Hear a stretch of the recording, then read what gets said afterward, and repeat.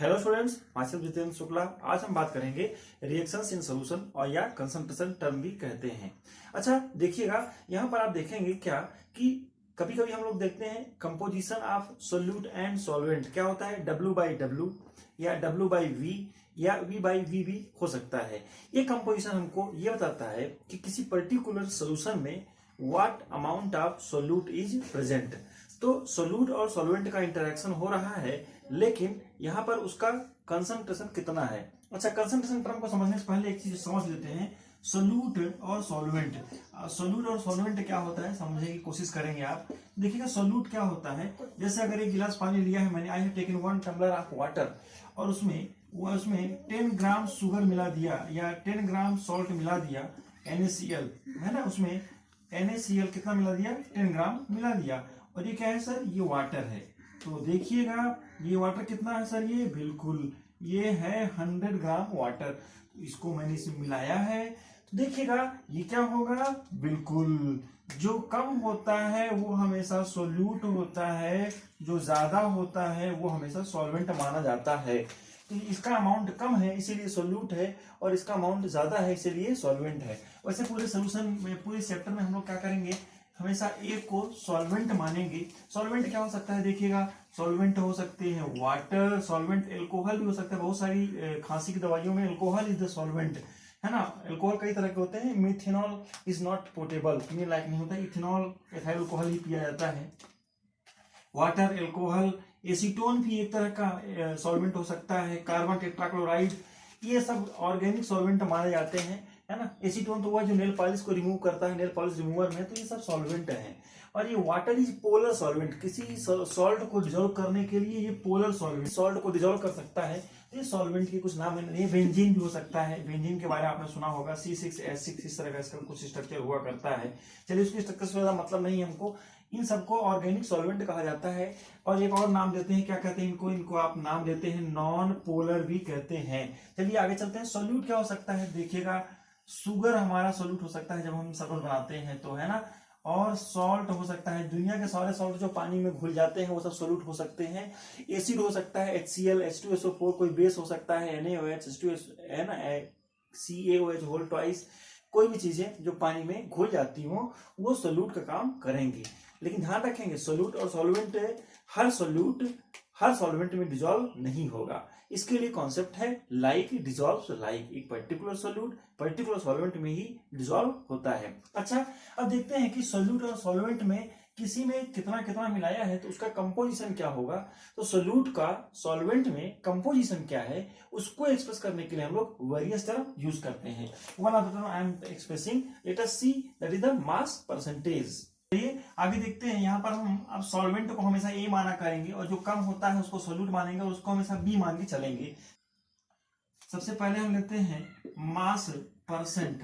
देखिएगा मास परसेंट का सिंपल सा मतलब क्या हुआ, बिल्कुल that is mass of solute upon mass of, क्या लिखेंगे भाई, बिल्कुल सोल्यूट प्लस मास ऑफ, क्या लिखेंगे, यस, सॉल्वेंट। आप इसको ऐसे भी लिख सकते थे, क्या, that is W of B। B क्या है सर, B को मैंने सॉल्वेंट माना हूं, पूरे यही सिस्टम, पूरे इस एग्जांपल में हम लोग यही लेकर चलेंगे। WB ले लेते हैं, मास ऑफ सोल्यूट हो गया, और मास ऑफ सॉल्वेंट को क्या, सोल्यूट को क्या माना है आपने, बिल्कुल WB मान लेते हैं। और मास ऑफ सॉल्वेंट को क्या मान ले, W को थोड़ा बड़ा लिखेंगे और इसको सब स्क्रिप्ट के फॉर्म में लिखेंगे, जैसे H2O लिखते हैं तो 2 को लिखते हैं, वैसे ही लिखेंगे इसको। तो ये शॉर्टकट का फार्मूला हो गया। आप इसको ऐसे भी लिख सकते थे, इस फार्मूले को कैसे भी लिख सकते थे, क्या sir, that is mass of solute plus solvent equal to क्या होता है, देखिएगा, अरे सोल्यूट को किसी सॉल्वेंट में डिसॉल्व कर देते हैं। सॉल्वेंट क्या है हमारा, वाटर इज सॉल्वेंट हो सकता है। NaCl क्या है, 1 pinch of salt has been added to water, तो क्या बनेगा सर, बिल्कुल यहां बनेगा सॉल्यूशन बनेगा भाई, है ना। तो सॉल्यूशन को क्या कहा जाएगा, तो यहाँ पर हमने सॉल्यूशन बना दिया है, ये वाटर है और बीच में सोल्यूट पार्टिकल डिसॉल्व हो गए हैं। हालांकि ये होमोजीनियस होता है ना। सॉल्यूशन क्या होता है, that is the homogeneous mixture of 2 और मोर देन 2 सब्सटेंस। अगर केवल 2 चीजें हैं, एक ये और एक सॉल्वेंट है और एक सोल्यूट है, उसको बाइनरी सोल्यूशन कहते हैं। अगर 3 चीजें हैं, एक NaCl भी है, शुगर भी है और वाटर है, तो उसको टर्नरी सोल्यूशन कहते हैं। चलिए उसके बारे में ज्यादा बात हमें नहीं समझना है, मतलब इतना समझिएगा कि WB का मतलब मास ऑफ सॉल्यूट होता है। WA प्लस WB क्या हो जाएगा? यस, मास ऑफ क्या हो जाएगा? सॉल्यूशन लिख देता हूं मैं, सॉल्यूशन इनटू, चूंकि परसेंटेज निकालना है तो आउट ऑफ 100, तो यहां भी लिख लेते हैं। क्या लिख लेते हैं स्टूडेंट्स? Yes, out of 100। ये जो 100 लिखा है ये हमेशा न्यूमरेटर का माना जाता है, ये ऊपर इनटू है, 100 हो रहा है। यहाँ पर भी क्या लिख लेते हैं सर? बिल्कुल आउट ऑफ 100। चलिए इसका एक एग्जांपल लेते हैं, यहाँ पर एग्जांपल लेते हैं। अगर 10 gram of NaCl is dissolve in 90 gram of water, find the mass percentage of NaCl। तो देखिएगा मास परसेंटेज आप हमें इसका आंसर करते हैं, मास परसेंटेज ऑफ NaCl निकालना है, तो मैं क्या लिखता हूँ? बिल्कुल, that is mass percent of NaCl।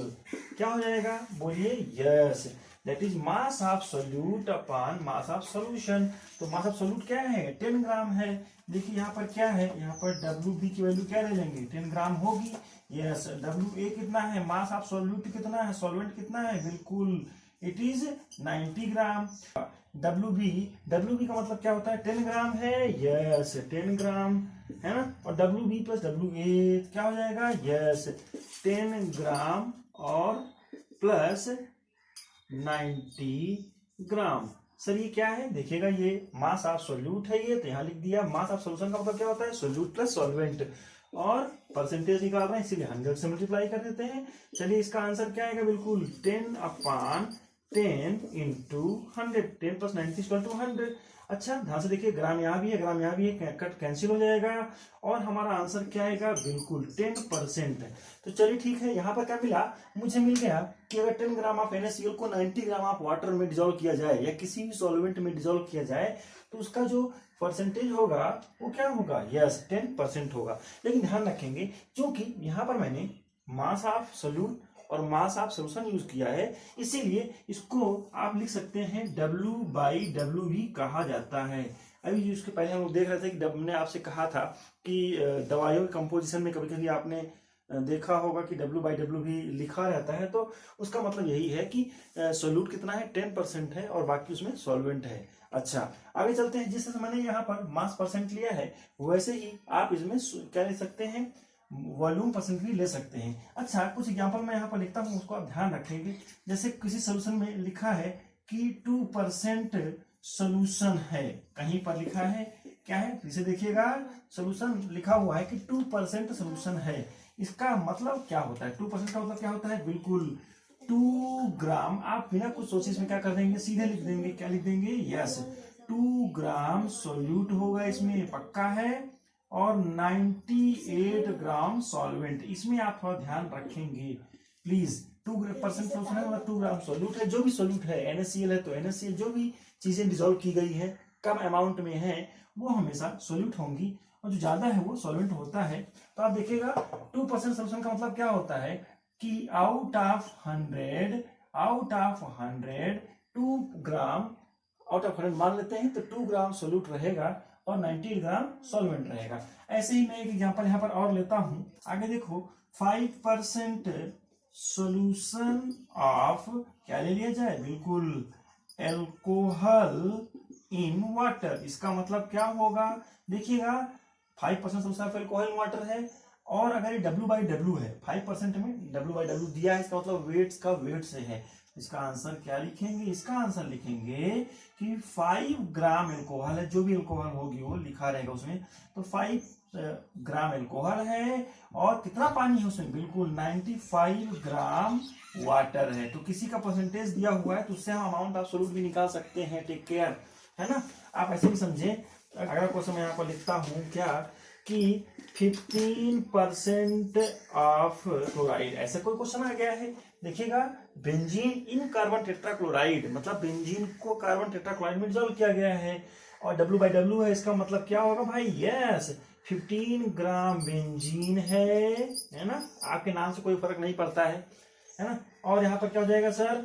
100 - 85 क्या हो जाएगा? 100 - 15 क्या हो जाएगा सर? यस, 85 ग्राम क्या हो जाएगा सर? Carbon tetrachloride. एक तरह का नॉन पोलर सॉल्वेंट होता है कार्बन टेट्राक्लोराइड। तो आप देखिए परसेंटेज कंपोजिशन दिया हो तो हम क्या निकाल सकते हैं उसका? हम उसका अमाउंट ऑफ सब्सटेंस कैलकुलेट कर सकते हैं। एक खास बात देखते हैं क्या, तो मास परसेंटेज का फॉर्मूला हमने यहाँ पर लिखा है, जो जरा सोच के बताइए ये क्या है बेटा, ये डिपेंडेंट है कि इंडिपेंडेंट ऑफ टेम्परेचर।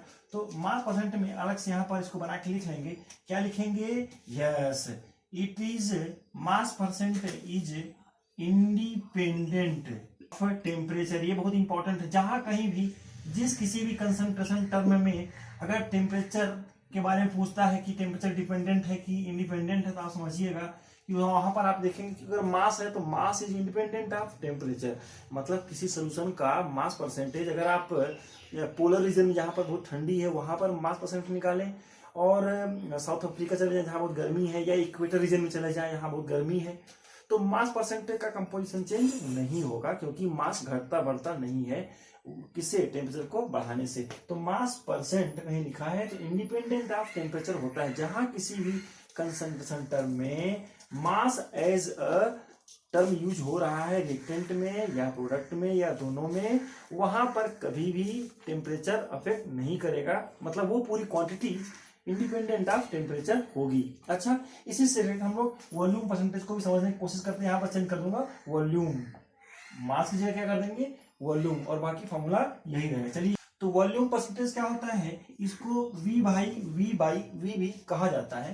कैसे, यस बिल्कुल, दैट इज यहाँ पर क्या लिख लेंगे, वॉल्यूम ऑफ सॉल्यूट ले लेते हैं, है ना, इसको VA शॉर्टकट में VB लिखा जाना चाहिए। B मतलब सॉल्यूट लेते हैं हम लोग, ऐसा लेके चल रहे हैं। आप उसको उल्टा भी ले सकते हैं, इसको A सॉल्यूट ले सकते हैं और सॉल्वेंट को B ले सकते हैं। मैं यहाँ पर क्या लिखता हूँ, यस वॉल्यूम ऑफ सॉल्यूट, जिसको हम लोग क्या लिखेंगे, VB लिखे हैं, और प्लस क्या लिख लेते हैं, yes it is volume of solvent ले लेते हैं, इसको आप VA हो जाएगा इस तरह से, और क्या हो जाएगा इनटू 100। ध्यान रखेंगे जिस यूनिट में वॉल्यूम सॉल्यूट का हो वही सॉल्वेंट का भी यूनिट होना चाहिए। जैसे आपने एग्जांपल में ले लेता हूं एग्जांपल, तो हमने क्वेश्चन लिखा कि 10 ml of acetone dissolve in 190 ml of benzene. दोनों सॉल्वेंट हैं, एक दूसरे में घुल जाएंगे बिल्कुल। तो कैसे सॉल्व करेंगे देखिएगा, यहाँ पर मैं चेंज करता हूं, क्या लिखेंगे, VB माने क्या होता है, वॉल्यूम ऑफ सॉल्यूट, जो कम होता है उसको सॉल्यूट मानते हैं। क्या है सर, बिल्कुल 10 ml है, VA कितना दिया हुआ है, यस इट इज 190 ml दे दिया है मैंने। तो फार्मूला क्या कहता है, इसी फार्मूले में वैल्यू रख देते हैं, है ना। क्या लिखेंगे, चलिए इसका आंसर मैं यहाँ पर लिखता हूँ, वॉल्यूम परसेंटेज ऑफ एसीटोन का निकालना है ना। तो क्या हो जाएगा, एसीटोन को मैंने B सब्सटेंस मान लिया है, बोलिए क्या हो जाएगा, yes that is VB upon VA plus VB, इसको प्लस कर लेंगे ब्रैकेट लगा के, और इनटू 100। देखिए, चलिए ठीक है, इसका आंसर आप खुद करेंगे और मुझे कमेंट बॉक्स में मेंशन करेंगे इसका परसेंटेज क्या आएगा। अब ऐसा लिखेंगे कि volume percentage of acetone in benzene is so percentage, calculate करके ये मुझे बताने की कोशिश करेंगे। मैं कोशिश करूंगा कि आप लोग रिप्लाई कर सकूं कि कैसा आपका आंसर है। एक और बात है, ध्यान से देखिएगा, अब आपके लिए क्वेश्चन मार्क ये है कि इज इट डिपेंडेंट और इंडिपेंडेंट ऑफ टेम्परेचर। सोच के बताइए वॉल्यूम परसेंटेज क्या है। मैंने आपसे कहा था यहाँ पर मास है क्या, नहीं है। तो वॉल्यूम तो टेम्परेचर के हिसाब से बढ़ भी सकता है, घट भी सकता है किसी भी सब्सटेंस का। Specially volume increase with increase in temperature and volume generally decrease with decrease in temperature up to certain limit. तो क्या देखेंगे, तो वॉल्यूम परसेंटेज क्या हो जाएगा, यस इट इज, एक लाइन में लिख लेंगे क्या, कि जहां कहीं वॉल्यूम आ जाए, या तो न्यूमरेटर में या डिनोमिनेटर में या कहीं पर भी अगर वॉल्यूम का कंसंट्रेशन दिया हुआ है, तो वहां जाए क्या हो जाएगा, डिपेंडेंट ऑफ टेम्परेचर, मतलब डिपेंडेंट ऑन टेम्परेचर। इसको आप ध्यान रखेंगे कि कौन सी यूनिट है, आपको कुछ दिमाग नहीं लगाना है। क्या दिमाग लगाना है, बस ये ध्यान रखना है कि किसी के फार्मूले में अगर कहीं वॉल्यूम यूज हो रहा है तो पक्का है वो टेम्परेचर डिपेंडेंट होगा, और मास केवल मास बस यूज हो रहा है मतलब पक्का है क्या होगा, वो इंडिपेंडेंट ऑफ टेम्परेचर होगा। चलिए कुछ कंसंट्रेशन टर्म और टर्म यूज करते हैं, दैट इज मोलैरिटी यूज करेंगे आज के क्लास में। आज क्लास में हो पाएगा मास परसेंटेज, वॉल्यूम परसेंटेज और molarity. That is very very important concept है, उसके बाद हम समझने की कोशिश करते हैं। आगे देखते हैं मोलैरिटी। मोलैरिटी को M से डिनोट किया जाता है और मोलैरिटी का फार्मूला हम लोग लिखा करते हैं। मोलैरिटी क्या है, number of mole of solute dissolve in 1 litre of solution. Number of mole of solute, जो सोल्यूट होता है उसको हम लोग बी कहा करते थे, हमें याद होगा। और यहाँ पर क्या लिखा जाए, यस वॉल्यूम ऑफ सॉल्यूशन, ऐसा हम लोगों ने लिखा, लेकिन किस यूनिट में होना चाहिए, लीटर में। अच्छा, अब इसको आप सिंपल लैंग्वेज में और एक क्या लिख सकते हैं, क्या कि नंबर ऑफ वॉल्यूम को क्या, नंबर ऑफ सोल्यूट क्या बोलते हैं, n B, number of mole of solute मतलब बी। ऐसा हम लोगों ने अभी लिखा था कि सोल्यूट को जनरली हम लोग रिप्रेजेंट करते हैं बी से और सॉल्वेंट को ए से रिप्रेजेंट करते हैं। अगर आप इसके उल्टा भी कर सकते हैं, है ना, सोल्यूट को बी ए से कर सकते हैं और सॉल्वेंट को बी से कर सकते हैं एक, लेकिन हम लोग यही मान के चलेंगे, कोई भी एक ऐसा फिक्स कर लेते हैं अपने समझने के लिए। तो number of mole of solute को क्या लिख दिया, एन बी लिख दिया मैंने, और यहाँ क्या हो जाएगा, that is volume of solution हो जाएगा, है ना, वॉल्यूम ऑफ सोल्यूशन किस यूनिट में, इन लीटर। एक क्वेश्चन लेते हैं, देखते हैं। ये क्वेश्चन है कि 10 gram of NaOH is dissolve in water और volume of solution is 500 ml। तो हमें कैलकुलेट द मोलैरिटी। चलिए सबसे पहले हम क्या निकालना, नंबर ऑफ मोल। देखिए इसके, मैं इस क्वेश्चन को सॉल्व करूं उसके पहले समझ लेते हैं इसकी यूनिट क्या होगी मोलैरिटी की। तो मोलैरिटी की यूनिट होती है NB, नंबर ऑफ मोल। किस में शो करते हैं आप, यस इसको मोल में शो करेंगे, और इसकी यूनिट क्या होगी, यस लीटर होगी, ये तो लिखा ही है। तो इसकी यूनिट क्या हो जाएगी, बिल्कुल हो जाएगी मोल पर लीटर। आप इसको ऐसे भी लिख सकते हैं, मोल पर लीटर। आपको एक बात बताना चाहता हूं मैं, मोल पर लीटर को ही कहा जाता है कैपिटल M। अगर कहीं पर कैपिटल M लिखा हुआ है, समझ जाइएगा कि ये मोलर दिया हुआ है, इसको बोलते हैं मोलर सोल्यूशन, या दैट इज मोल पर लीटर कहा जाएगा। तो ये इसका, ये क्या है सर, ये इसकी यूनिट है। क्या है ये, यस यूनिट ऑफ मोलैरिटी। अलग से इसको लिख लीजिएगा, यहाँ से डिराइव किया है हम लोगों ने। आगे चलते हैं। तो सबसे पहले मुझे क्या निकालना है, मैं इसको सॉल्व करता हूँ, इसका आंसर निकालने की कोशिश करते हैं। Number of mole of solute निकालते हैं बी। सोल्यूट क्या है, यहाँ पर NaOH है, तो आप number of mole of NaOH भी लिख सकते हैं। क्या हो जाएगा सर, बिल्कुल गिवन मास, इसका फार्मूला होता है नंबर ऑफ मोल निकालने का, बोलिए गिवन मास अपान मोलर मास। तो हम लोग इसको सॉल्व करते हैं। गिवन मास कितना दिया है, तो 10 ग्राम दिया हुआ है, 10 ग्राम ले लेते हैं। मोलर मास कितना होता है NaOH का, 23 + 16 + 1 = कितना हो जाएगा, 40 ग्राम पर मोल हो जाएगा। इसको सॉल्व करने से हमारा आंसर कितना आएगा, हमारा आंसर समवेयर आएगा 0.25 मोल, ये आंसर आएगा। अच्छा, वॉल्यूम ऑफ सोल्यूशन निकालना है हमको, तो ये क्या हो जाएगा, देखिएगा वॉल्यूम कितना दिया हुआ है, 500 ml दिया हुआ है। हमको चाहिए किस में, हमारा वॉल्यूम तो लीटर में होना चाहिए, तो ml को लीटर में कन्वर्ट करने का हम लोगों ने ऑप्शन निकाला था कि 1 लीटर = 1000 ml होता है। और हम लोगों ने ऐसे पढ़ा है कि 1000 ml को 1 लीटर, देखिए कैसे हुआ ये, 1 लीटर = 1000 ml हुआ करता है। हम इसको यूनिट फैक्टर कहते हैं, जिसमें कन्वर्ट करना हो, जैसे आपको अगर ml में कन्वर्ट करना हो किसी भी लीटर को, तो इस वाली को यूज़ करेंगे, और अगर किसी भी क्वांटिटी को लीटर में करना हो तो इसको यूज़ करेंगे। तो मुझे क्या करना है, मुझे ml को लीटर में करना है, मतलब ये वाला क्वांटिटी यूज़ करना चाहिए। तो मैं इसमें मल्टीप्लाई कर दूंगा 1/1000, और यहाँ क्या हो जाएगा, बोलिए ml हो जाएगा, तो ml से ml कट जाएगा। इसको सॉल्व करते हैं, 500/1000, इसका आंसर क्या आएगा, इसका आंसर आएगा 0.5 और L हो जाएगा। अच्छा, अब हम इसको मोलैरिटी के फार्मूले से उसको सॉल्व कर लेते हैं।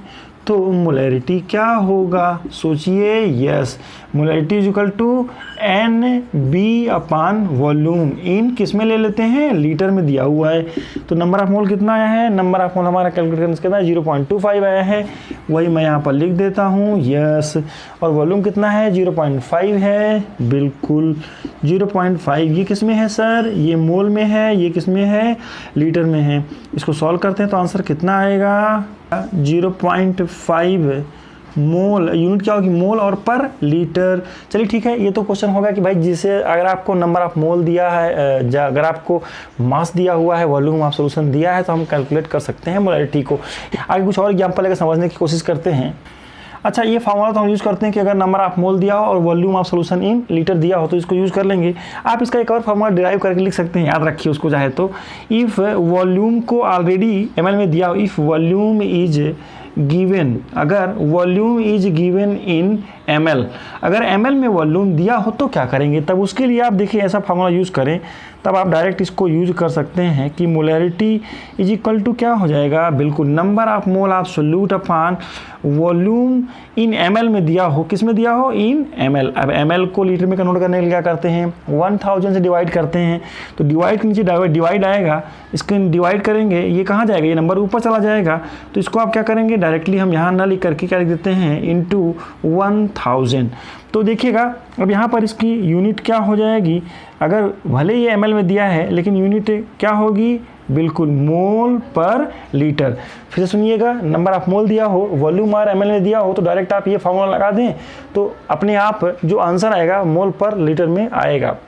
लेकिन अगर नंबर ऑफ मोल और वॉल्यूम ऑफ सोल्यूशन लीटर में दिया हो तो डायरेक्ट ये फार्मूला लगाएंगे और कैलकुलेशन कर लेंगे। अच्छा, ये तो बात हो गई देखिए कि मोलैरिटी से रिलेटेड। कभी कभी एक और चीज़ आता है, क्या वॉल्यूम में कुछ चीज़ें हमें थोड़ा ध्यान रखना है, वॉल्यूम के रिलेटेड है।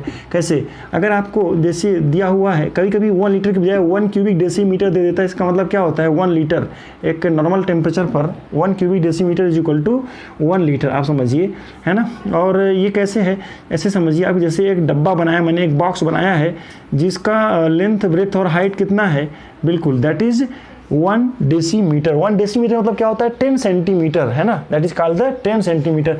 एक बॉक्स है जिसकी लेंथ ब्रेथ और हाइट कितनी है, 10 सेंटीमीटर है, तो इसमें 1 लीटर पानी आएगा। 10 सेंटीमीटर लंबा, 10 हाइट और विड्थ का एक बॉक्स बनाएंगे तो उसमें 1 लीटर पानी आएगा, उसी को हम लोग 1 क्यूबिक डेसीमीटर कहा करते हैं। आप ऐसे ही और लिख सकते हैं कि अगर कभी कभी ऐसा कर देता है कि 1 क्यूबिक सेंटीमीटर दे देता है, इसका मतलब क्या होता है यार, इसका मतलब होता है 1 ml।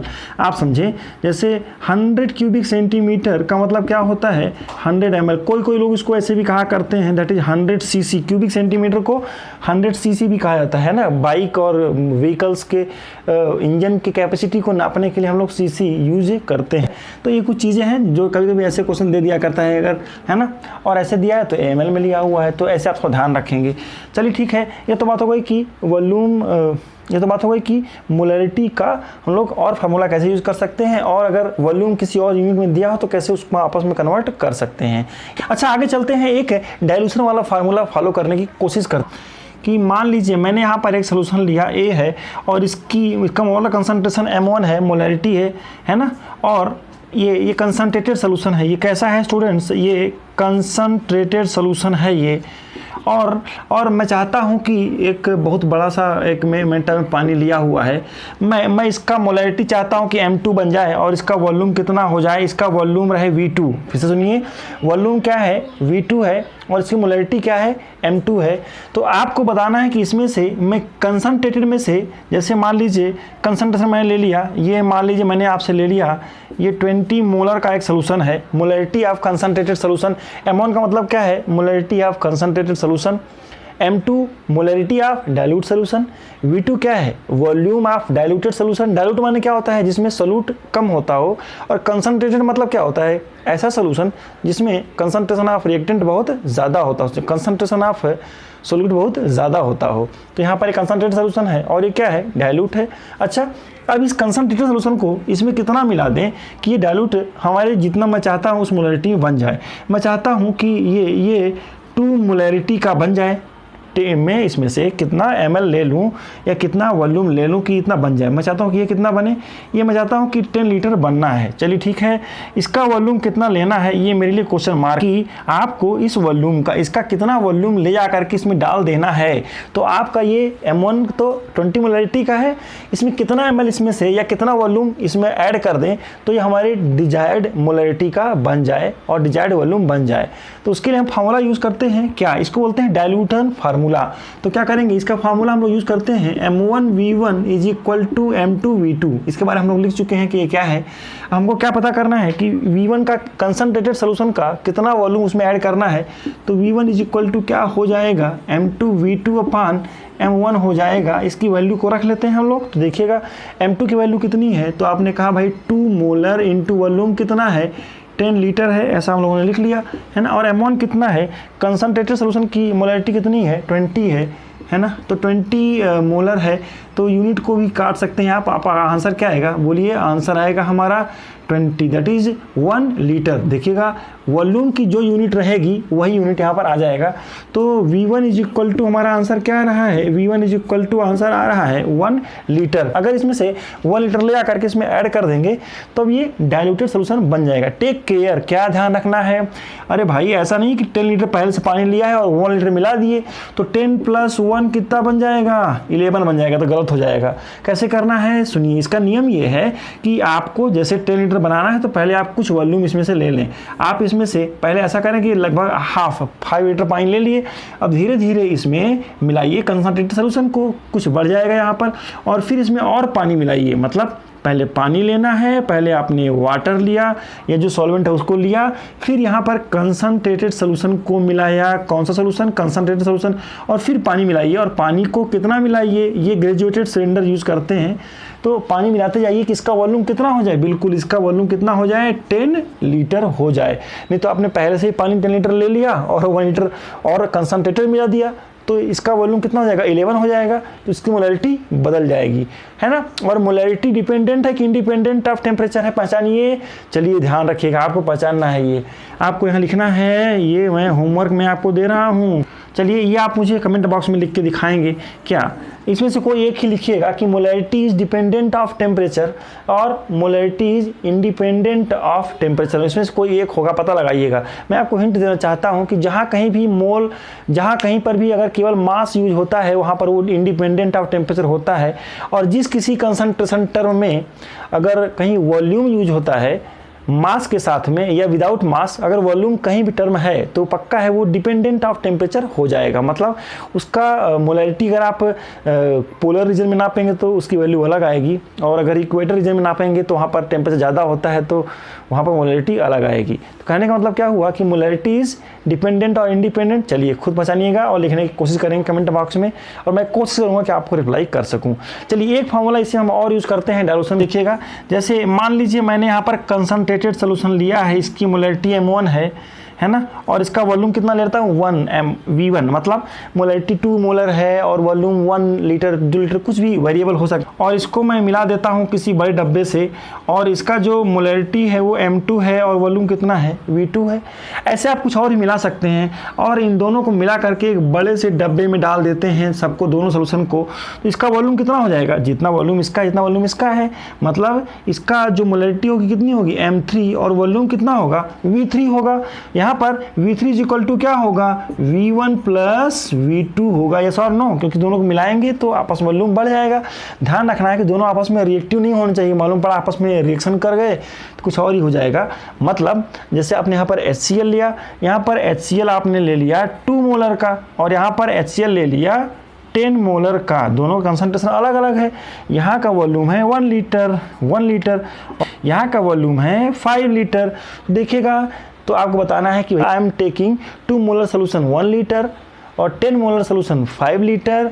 तो बताइए what is the molarity of mixed solution, mixture of this solution, और उसका वॉल्यूम क्या होगा। तो फटाफट फॉर्मूला क्या फॉलो करेंगे, बिल्कुल M1 V1 प्लस क्या लिखेंगे M2 V2 is equal to M3 V3। V3 मतलब क्या हो जाएगा, V1 + V2 हो जाएगा, ऐसा हमने लिख लिया है। तो इसकी मोलैरिटी कितनी है बताओ यार फटाफट जल्दी से, 2 मोलर प्लस इंटू क्या हो जाएगा 1 लीटर, बोलिए प्लस क्या हो जाएगा, यहाँ पर क्या लिख लेना है, यस 10 मोलर, वॉल्यूम कितना है 5 लीटर। चलिए तो M3 की वैल्यू क्या होगी और V3 कितना होगा, V3 होगा 1 + V1 + V2 equal to V3 होगा। V3 इक्वल टू क्या लिख लेता हूँ मैं, बोलिए 5 + 1 6 लीटर, यहाँ पर मैं लिख लेता हूँ 6 लीटर। मोलैरिटी की वैल्यू निकालनी है, चलिए इसको सॉल्व करिएगा। 2 प्लस क्या हो जाएगा 10 5 जा 50 is equal to M3 × 6 litre. अच्छा इसको सॉल्व करता हूँ, M3 की वैल्यू निकालना है तो क्या हो जाएगा, बोलिए फटाफट, यस M3 इक्वल टू क्या हो जाएगा 50 + 2 इज इक्वल टू क्या हो जाएगा, बताइए फटाफट 52, यस, और ये क्या जाएगा अपॉन 6, है ना।